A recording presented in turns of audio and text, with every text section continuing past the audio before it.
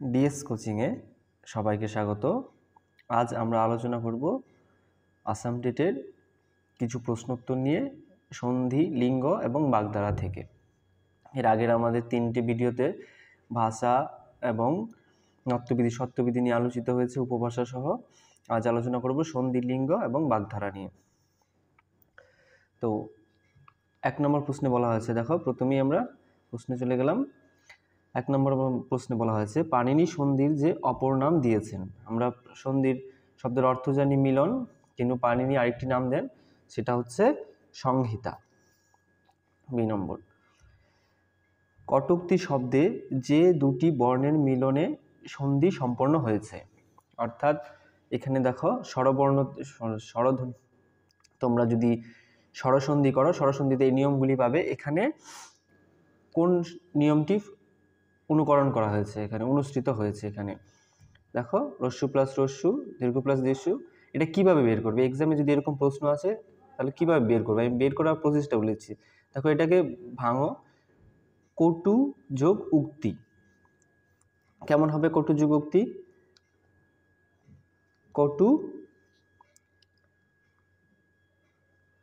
কটু যোগ উক্তি যদি ভাঙো তাহলে বুঝতে পারবে যে উক্তি বানান রস্যুকার দিয়ে হয়, দীর্ঘকার নয়, আর কটু বানান রস্যুকার দিয়েই হয়। তাহলে রস্যু প্লাস রস্যু, এই নিয়মটা অনুসৃত হয়েছে। অন্বিত শব্দের সন্ধি বিচ্ছেদ হলো, অর্থাৎ অন্বিত শব্দের 4টি সন্ধি বিচ্ছেদ নিচে দেওয়া আছে, কোনটা সঠিক এটা লিখতে হবে। আমরা জানি ব ফলা থাকলে কি চলে আসে? পরবর্তী শব্দে রস্যি বা দীর্ঘে চলে আসে, তাহলে হবে অনুযোগ ইত। রস্যু চলে আসলো অনু, ব ফলার জন্য। তারপর 4 নম্বর প্রশ্নে বলা হয়েছে যজ্ঞ শব্দের সঠিক সন্ধি বিচ্ছেদ, অর্থাৎ যজ্ঞ শব্দের সঠিক সন্ধি বিচ্ছেদ কোনটি? এটা হচ্ছে যজ যোগ ন। তারপর বলা হচ্ছে দুগ্ধ শব্দের সঠিক সন্ধি বিচ্ছেদ হলো, অর্থাৎ দুগ্ধ শব্দের সঠিক সন্ধি বিচ্ছেদ হলো দুহ যোগ ত। নিপাতনের সিদ্ধ সন্ধিটি নির্বাচন করো। এখানে আমরা জানি নিপাতনের সন্ধি কোনগুলিকে বলা হয়? যেই সন্ধিগুলি নিয়ম মেনে হয় না, সন্ধির সাধারণ নিয়ম মেনে হয় না। এখানে অনেকগুলি এক্সাম্পল দেওয়া আছে, এগুলি মুখস্থ করতে হবে, মেমোরাইজ ছাড়া কোনো অপশন নেই। এটা হচ্ছে বৃহস্পতি। অনেকগুলি আছে নিপাতনের সিদ্ধ সন্ধি, সবগুলি মেমোরাইজ করে রাখতে হবে। তারপর বলা হচ্ছে হরিশ্চন্দ্র শব্দের সঠিক সন্ধি বিচ্ছেদ হলো, হরিশ্চন্দ্র শব্দটিও, এই সন্ধিটিও হচ্ছে নিপাতনের সিদ্ধ সন্ধি, কিন্তু এটা সঠিক সন্ধি বিচ্ছেদ এখানে কোনটা? এটা হচ্ছে হরিযোগ চন্দ্র। তারপর বলছে বনৌষধি শব্দের সন্ধি বিচ্ছেদ হলো বন যোগ ঔষধি, বন যোগ ঔষধি, এবং বন যোগ ঔষধি, বন যোগ ঔষধি। এটা হবে ডি নম্বর, বন যোগ ঔষধি। তারপর 9 নম্বর প্রশ্নে বলা হয়েছে স্বাগত শব্দের সন্ধি বিচ্ছেদ হলো সযোগাগত, সুযোগাগত, সাযোগগত এবং সাযোগগত। কোনটি সঠিক? এটা হবে সুযোগ আগত। তারপরের পরের প্রশ্ন গবাদি শব্দের সন্ধি বিচ্ছেদ হলো গোযোগ আদি, গবাযোগ আদি, গবযোগ আদি, গবযোগ আদি। এটা হচ্ছে এ নম্বর, গযোগ আদি। পবন শব্দের সঠিক সন্ধি বিচ্ছেদ হলো পযোগ বন, পযোগ বন, পযোগ অন, পযোগ অন। এটা হবে পযোগ অন। নায়িকা শব্দের সন্ধি বিচ্ছেদ হলো, এটা হবে নৈযোগ ইকা। এটা হচ্ছে স্বরসন্ধি। নিপাতনের সিদ্ধ সন্ধি হলো, এখানে 4টি সন্ধি দেওয়া আছে, সন্ধি বিচ্ছেদ করা আছে, এর মধ্যে নিপাতনের সিদ্ধ সন্ধিটি বের করতে হবে। এটা হচ্ছে গবেষণা, এটা মেমোরাইজ ছাড়া কোনো অপশন নেই। নিপাতনের সিদ্ধ সন্ধি হলো, নিচে আরও 4টি সন্ধি দেওয়া আছে, এর মধ্যে নিপাতনে সন্ধিটা বের করতে হবে, এখানে হচ্ছে অনন্য। তারপর বলা হচ্ছে 15 নম্বর প্রশ্নে কোন শব্দটি সন্ধিজাত নয়, অর্থাৎ এখানে 4টি শব্দ দেওয়া আছে, কোন শব্দটা সন্ধি করা যাবে না। রবীন্দ্র, রবি যোগেন্দ্র, এটা স্বরসন্ধি করা যাবে। শরৎ যুগচন্দ্র হয় না, শরৎচন্দ্রের সন্ধি বিচ্ছেদ হয় না, এটা সন্ধিবদ্ধ পদ নয়। জ্যোতিরিন্দ্র, এটা বিসর্গ সন্ধি। জ্যোতির যুগ ইন্দ্র, জ্যোতিন্দ্র, জ্যোতি যুগ ইন্দ্র, এটা হচ্ছে স্বরসন্ধি। মণ্ডল শব্দটির সন্ধি বিচ্ছেদ হলো মম যোগ ডল। 17 নম্বর প্রশ্নে বলা হয়েছে সঠিক সন্ধিটি নির্বাচন করো। এখানে 4টি সন্ধি বিচ্ছেদ করে দেওয়া আছে, এর মধ্যে সঠিকটি খুঁজে বের করতে হবে। সংহতির দেওয়া আছে স যোগ হতি, সম্মানের দেওয়া আছে সন যোগ মান, বৃষ্টির দেওয়া আছে বৃষ যুক্তি, উৎস্থাপনের দেওয়া আছে উদ্যোগ স্থাপন। এটা হবে না, সমযোগ হতি, এটা হতো সমযোগ হতি, দন্ত সম, সমযোগ হতি হতো এটা, এটাও ভুল। এটা হতো সমযোগ মান, এটাও ভুল। এটা হতো বৃষ যোগ তি, টি না তি হতো, ত হতো উদ্যোগ স্থাপন, এটা ঠিক আছে, তাহলে এটি সঠিক। তারপর 18 নম্বর, যেটি নিপাতনে সিদ্ধ নয়, অর্থাৎ এখানে কোন সন্ধিটি নিপাতনে সিদ্ধ সন্ধি নয়। তিনটি সন্ধি এখানে নিপাতনে সিদ্ধ আছে, একমাত্র একটি নয়, এটা হচ্ছে উদ্ধৃতি, উদ্যোগ হৃতি, এটা হচ্ছে আমার ব্যঞ্জন সন্ধি। তারপর বলা হচ্ছে নীরব শব্দটির সন্ধি বিচ্ছেদ হলো নি যোগ রব, নির যোগ অব, নির যোগ রব, নির যোগ রব, এটা হবে বিসর্গ সন্ধি। এটা হচ্ছে বিসর্গ সন্ধির একটি ব্যতিক্রম, আমি যেভাবে নিয়মগুলি দেখিয়েছিলাম এভাবে নির যোগ রব, এটা হচ্ছে ঠিক। তারপর 20 নম্বর বলা হচ্ছে প্রশ্নে বিসর্গ সন্ধি হলো নিচের কোনটি বিসর্গ সন্ধি খুঁজে বের করতে হবে। রবীন্দ্র ষড়সন্ধি, বলেন্দ্র ষড়সন্ধি, যতীন্দ্রও ষড়সন্ধি, একমাত্র এটা হচ্ছে, কারণ আমরা কি জানি শব্দের মাঝে যদি 3টে স, র কিংবা ওকার চলে আসে তার পরিবর্তিতে বিসর্গ বসে, তেমনি জ্যোতির শেষে দেখো এই র চলে আসছে, এর পরিবর্তিতে বিসর্গ হবে, তাই এটা বিসর্গ সন্ধি। সিংহ শব্দের সন্ধি বিচ্ছেদ হলো সিম যোগ হ, হিন যোগ স, সিম যোগ অ, হিংস যোগ অ, এটা হবে এটা ডি নম্বর। 22 নম্বর, শীতার্থ শব্দের সন্ধি বিচ্ছেদ হলো এ নম্বর শীত যোগ ঋত, বি নম্বর শীত যোগ আর্ত, গ নম্বর এটা সি নম্বর হতো, সি নম্বর শীত যোগ আর্ত, ডি নম্বর শীত যোগ ঋত, এটা হবে শীত যোগ ঋত, এ নম্বর। তারপর আমরা লিঙ্গের কতগুলি প্রশ্ন করব। লিঙ্গের প্রশ্ন দেখো, প্রথমেই বলা হয়েছে নিচের কোনটি স্ত্রীলিঙ্গ বিশেষণ নয়, অর্থাৎ কোন শব্দগুলি দ্বারা স্ত্রীলিঙ্গ বিশেষণ বোঝায় না। বিপুলা, কুহকিনী, চিত্রাঙ্কনী, গভীর।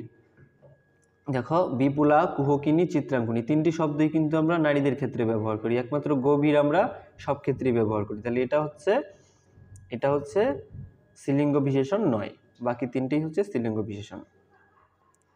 2 নম্বর প্রশ্নে বলা হচ্ছে লিঙ্গ পরিবর্তনের মোট পদ্ধতি কয়টি। লিঙ্গ পরিবর্তনের মোট 3টি পদ্ধতি। কি কি পদ্ধতি? একটা হচ্ছে বিপরীত শব্দ যোগে, একটা হচ্ছে প্রত্যয় যোগে, আর একটা হচ্ছে স্ত্রীলিঙ্গবাচক শব্দ। প্রশ্নে বলা হয়েছে নিচের কোনটি উভলিঙ্গ সর্বনাম নয়, অর্থাৎ নেগেটিভভাবে প্রশ্নটা চাওয়া হচ্ছে, খেয়াল রাখবে। আমি, তিনি, উনি, উহা, এই উহা হচ্ছে কিবলিঙ্গ সর্বনাম, এটা হচ্ছে কিবলিঙ্গ সর্বনাম, কারণ এগুলি হচ্ছে অপ্রাণীবাচক শব্দের ক্ষেত্রে আমরা ব্যবহার করি। আর আমি, তিনি, উনি এটা আমরা স্ত্রী পুরুষ উভয় ক্ষেত্রেই ব্যবহার করি, এর জন্য এটা বলা হচ্ছে উভলিঙ্গ। উভলিঙ্গ সর্বনামগুলি আমি পাশাপাশি ব্র্যাকেটে আরও কয়েকটা লিখে দিয়েছি, আমি, আমরা, তুমি, তোমরা, সে, তুই, তোরা, আমাদের, আপনি, তিনি, উনি, সবগুলি হচ্ছে উভলিঙ্গ, কারণ এগুলি হচ্ছে স্ত্রী পুরুষ উভয় ক্ষেত্রে আমরা এই সর্বনামগুলি ব্যবহার করি। 4 নম্বর প্রশ্নে বলা হয়েছে নিচের কোনটি কিবলিঙ্গ সর্বনাম নয়। 4টে দেওয়া আছে, 9 প্রশ্ন ভালো করে পড়বে, নেগেটিভভাবে চাওয়া হচ্ছে ইহা, উহা, এই, উনি, এখানে 4টি সর্বনাম দেওয়া আছে। কিবলিঙ্গ সর্বনাম কোনগুলি? যেগুলি হচ্ছে আমরা অপ্রাণীবাচক শব্দের ক্ষেত্রে ব্যবহার করি, অর্থাৎ জড় পদার্থের ক্ষেত্রে ব্যবহার করি। তার মানে আমরা ইহা, উহা, এই শব্দগুলি আমরা অপ্রাণীবাচকের ক্ষেত্রে, উহা কিন্তু আমরা ব্যক্তির ক্ষেত্রে ব্যবহার করি, তাই এটা হচ্ছে এটা না। এখানে পাশাপাশি লিখে দিয়েছি কিবলিঙ্গবাচক কতগুলি সর্বনাম, এটা, ওটা, এই, সেটা, সেগুলি, এগুলি, ইহা, উহা, তাহা, যা, তা ইত্যাদি, এগুলি হচ্ছে সবগুলি কি, এগুলি হচ্ছে কিবলিঙ্গবাচক সর্বনাম। তারপর লিঙ্গ শব্দের প্রতিশব্দ হলো, অর্থাৎ সিমিলার ওয়ার্ড, লিঙ্গের চিহ্ন, লক্ষণ, নিদর্শন, সবগুলি কোনটা অপশন ঠিক, এটা হচ্ছে ডি নম্বর, এই সবগুলি হচ্ছে লিঙ্গ শব্দের প্রতিশব্দ। যে পদের লিঙ্গ নির্ধারিত হয়, বিশেষ্য, বিশেষণ, সর্বনাম কিংবা সবগুলি, এটা হচ্ছে ডি, সবগুলি পদেরই লিঙ্গ নির্ধারিত হয়। বিশেষ্য নাম, বিশেষণ তো আমরা প্রথমেই এক্সাম্পল দিলাম, এই যে সর্বনাম এর একটু আগে দেখালাম, তার প্রত্যেকটারই হয়। 7 নম্বর প্রশ্নে বলা হচ্ছে যেটি উভলিঙ্গ শব্দ নয়। 4টি শব্দ দেওয়া আছে, রাজ্যপাল, মুখ্যমন্ত্রী, সভাপতি, বিচারক। এটা হচ্ছে সি নম্বর। তারপর 8 নম্বর প্রশ্নে বলা হচ্ছে ঋষি শব্দে স্ত্রী অর্থে লিঙ্গ শব্দ হলো, অর্থাৎ স্ত্রী অর্থে কিন্তু এখানে বলা হচ্ছে ঋষ্যানি, ঋষিকা, ঋষিনী, ঋষা। এটা হবে দেখো। আবার 9 নম্বর প্রশ্নে বলা হচ্ছে ঋষি শব্দের জাতি অর্থে, এর আগেরটা ছিল ঋষি শব্দের স্ত্রী অর্থে, এখানে বলছে জাতি অর্থে স্ত্রীলিঙ্গবাচক শব্দ হলো ঋষ্যানি, ঋষিকা, ঋষিনী, ঋষা। এটা হবে ঋষিকা। 10 নম্বর প্রশ্নে বলা হচ্ছে স্ত্রীলিঙ্গ শব্দ থেকে উৎপন্ন পুল্লিঙ্গ শব্দ হলো, অর্থাৎ স্ত্রীলিঙ্গবাচক শব্দ থেকে এই শব্দগুলি তৈরি হয়েছে। কোনগুলি? নন্দাই, বোনাই, মেশো, সবগুলি ঠিক। এটা হচ্ছে সবগুলি ঠিক, কারণ দেখো নন্দাই কোথা থেকে আসে? ননদ থেকে আসে। বোনাই কোথা থেকে আসে? বোন থেকে। আর মেশো মাসি থেকে। অর্থাৎ প্রত্যেকটা শব্দই স্ত্রীলিঙ্গবাচক শব্দ থেকে এসেছে, পুল্লিঙ্গবাচক শব্দগুলি। তারপর 11 নম্বর প্রশ্নে বলছে নিচের শব্দ থেকে নিত্য স্ত্রীলিঙ্গবাচক শব্দ নির্বাচন করো। অর্থাৎ নিত্য স্ত্রীলিঙ্গবাচক শব্দ হচ্ছে যে স্ত্রীলিঙ্গবাচক শব্দগুলির আর লিঙ্গান্তর করা যায় না, শুধুমাত্র স্ত্রীদের ক্ষেত্রেই বা নারীদের ক্ষেত্রেই ব্যবহৃত হয়। যেমন মা, শিবানী, বোন, সতী।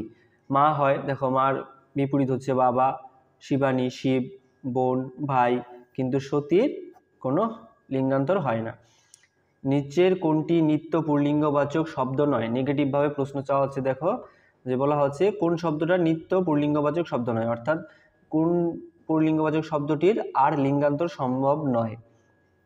স্ত্রৈণ, মৃতদার, অকৃতদার, বাবা।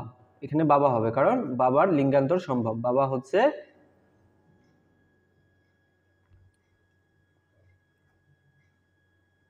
প্রশ্নটা একটু ভুল হয়ে গেছে। নিচের কোনটি নিত্য স্ত্রীলিঙ্গবাচক শব্দ নয়? হ্যাঁ ঠিক আছে প্রশ্ন, এটা হচ্ছে বাবা, কারণ বাবা হচ্ছে নিত্য পুল্লিঙ্গবাচক শব্দ নয়। আর বাকি যে 3টে আছে এগুলি হচ্ছে নিত্য পুল্লিঙ্গবাচক শব্দ, এগুলিকে লিঙ্গান্তর করা সম্ভব নয়। যেমন স্ত্রৈণ, মৃতদার, অকৃতদার, এগুলিকে আর লিঙ্গান্তর করা যাবে না। তারপর বলা হচ্ছে 13 নম্বর প্রশ্নে দেখো নিচের কোনটি নিত্য স্ত্রীলিঙ্গবাচক শব্দ? অর্থাৎ কোনগুলি নিচের স্ত্রীলিঙ্গবাচক শব্দ বের করতে হবে। আবিরা, ললনা, অঙ্গনা, সবগুলি ঠিক। এটা হচ্ছে সবগুলি ঠিক, এগুলি নিত্য স্ত্রীলিঙ্গবাচক শব্দ। অবিরা, ললনা, অঙ্গনা এগুলি শুধু মেয়েদের ক্ষেত্রেই ব্যবহৃত হয়। তারপর বলা হচ্ছে দেখো 14 নম্বর প্রশ্নে আত্মজ শব্দের সঠিক লিঙ্গান্তর কোনটি? আত্মজ শব্দের অর্থ হচ্ছে কন্যা। আত্মজি, আত্মজ শব্দের হচ্ছে কন্যা, না সরি পুত্র, সন্তান, পুত্র সন্তানকে আত্মজ বলে।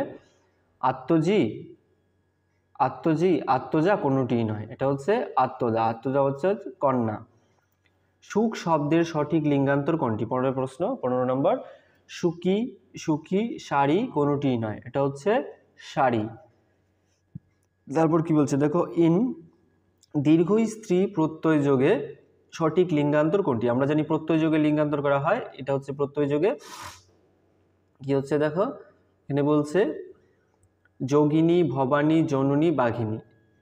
কিভাবে আমরা বের করব যে কোনটার শেষে দীর্ঘই যোগ হয়েছে? দেখো যোগের মূল শব্দ কি? যোগের পুরুষবাচক শব্দ হচ্ছে, মূল শব্দ হচ্ছে যোগী বা যোগিন, যোগিন। ভবানীর মূল শব্দ কি? ভব। জননী, জননীর সঙ্গে কিছু, এটা হচ্ছে বলতো কি, এটা বিপরীত শব্দ যোগে। জননী, জনক, জননী, এটা হচ্ছে প্রত্যয় যোগের শব্দই নয়। তারপর বাঘিনী, এটার মূল শব্দ কি? বাঘ। তাহলে এখানে কি যোগ হয়েছে? রশ্মি যোগ রশ্মি, রশ্মি যোগ নি, অর্থাৎ এখানে ইনি যোগ হয়েছে, এটা হচ্ছে না। এখানে কি যোগ হয়েছে? ভব যোগ, এই আকার আছে, আ যোগ নি, আনি যোগ হয়েছে। একমাত্র এখানে দেখো দীর্ঘই যোগ হয়েছে, অর্থাৎ এটা সঠিক। তারপর ত্রিনয়ন শব্দের সঠিক লিঙ্গান্তর কোনটি? এখানে দেওয়া আছে দেখো অপশনে ত্রিনয়না, ত্রিনয়নী, এ বি দুটোই ঠিক, কোনোটিই নয়। এটা হচ্ছে সি নম্বর, এ বি দুটোই ঠিক। ত্রিনয়ন শব্দের সঠিক লিঙ্গান্তর দুটোই হয়, ত্রিনয়নাও হয়, ত্রিনয়নীও। একটা কথা তোমাদের বারবার বলে দিচ্ছি, পরীক্ষায় যদি ভালো মার্কস করতে হয় তাহলে অবশ্যই অনেক অনেক এক্সাম্পল প্র্যাকটিস করতে লাগবে। শুধুমাত্র এই আমি যে বলে দিলাম কয়টা প্রশ্ন এবং কনসেপ্ট ক্লিয়ার দিয়েও সবসময় হয় না, অচেনা কোনো এক্সাম্পল সামনে আসলে পরে প্রবলেম ফেস করতে হয়। এর আগের ভিডিওতে কিছু বাগধারার শর্ট ট্রিক্স বলেছিলাম, এখন এইখানেও আমরা কিছু বাগধারার, অনেকগুলি বাগধারার একটা অর্থ দিয়ে সাজিয়ে লিখেছি। যেমন দেখো, আদায় কাঁচকলায় দা কুমড়ো সম্বন্ধ অহিনুকুল সম্পর্ক, তিনটের অর্থই হচ্ছে শত্রুতা। অর্থটা যদি মনে থাকে অপশন দেখলেই পারবে। তারপর দেখো, তারপর বলে হচ্ছে চশমখোর কান কাটা বিড়াল এর আড়াই পা লেজ কাটা, এই চারটের অর্থই হচ্ছে নির্লজ্জ।